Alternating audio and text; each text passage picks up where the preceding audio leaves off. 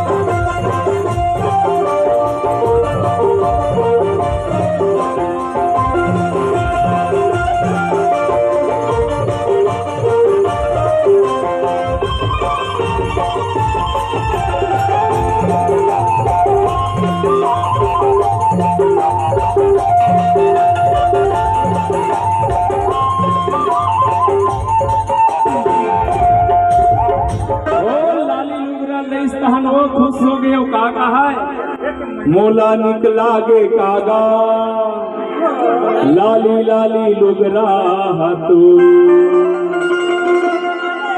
आप सबसे निवेदन है तुमन खुदे यार कहानी पाठ कहा करना है। आप सब एक तरफ तुमन नाचो भाई मोला निकला गे कागा राम के कहानी ना तो।